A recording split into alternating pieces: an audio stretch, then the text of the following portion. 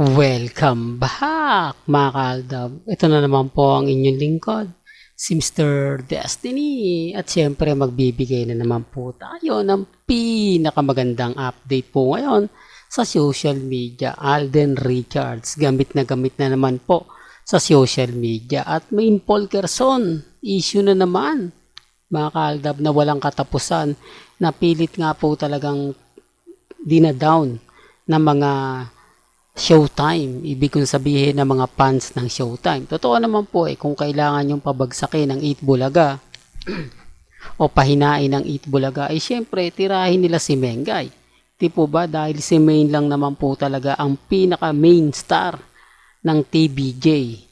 Totoo naman po yan bukod kina Jose, Wally, at Paulo. Dahil kung ikukumpara mo nga naman, ilan lang naman po ang minuto na iginugugol pagdating sa barangay, di po ba? Hindi po katulad nga ng simula pa lang na segment, talaga namang pong si Main Paul Quezon ang talagang pinag-uusapan, pinagpepiestahan, di po ba? Sabi ko nga po sa inyo, iba talaga si Mengay, kaya nga po siya talagang kinuha at pinilit ng TV5 na maging kapartner nga po sa bagong sitcom na kung saan nakakaaliw daw panoorin na suspense thriller nga po raw. Medyo mahaba-haba po yun. Yun nga po, ang huli mo, hula ko. Di po ba? Na inaabangan na rin po ito sa social media. Sabi ko nga po sa inyo, tutok lang po kayo.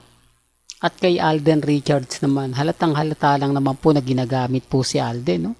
May kita nyo naman po at pansin nyo naman po. Kaya nga sabi ko sa inyo, relax lang po kayo. Alam nyo naman po na pagdating kay Alden Richards, kulang na lang, laging idikit yung pangalan niya. Kulang na lang na laging, kumbaga, masabi natin na ipagduldulan. Di po ba? Sinasabi ko lang po ito para lang po sa mga taong dumadaan at bumibisita po sa channel ni Mr. Destiny. Alam nyo naman po, kapag Alden ang pinag-uusapan, di tayo magpapahuli. At syempre, hindi po tayo magpapaapekto.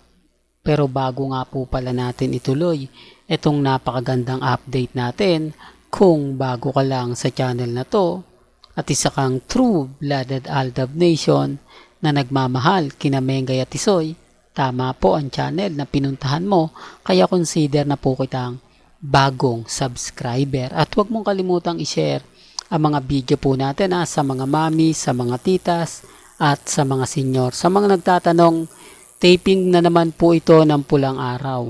Kaya nga po natatawa na lang ako, sinasabi ng iba na magkasama nga po raw si Main, si Alden Richards, sila Catherine, at yung mga barkada po nila. Huwag po kayong maniniwala kasi ito pa po, ebidensya at resibo na wala po, ginagamit lang po talaga si Alden Richards. Di po ba? Yung mga kasal-kasal na yan sa September, huwag po kayong maniniwala. Fake news po yun. Halata naman po mga kaaldab. Di po ba? Kaya nga sabi ko sa inyo, relax lang po, maging kampante, maging matatag. Gaya nga po natin ngayon kay Mengay. Walang post si Main na ikalulungkot ng Aldab Nation.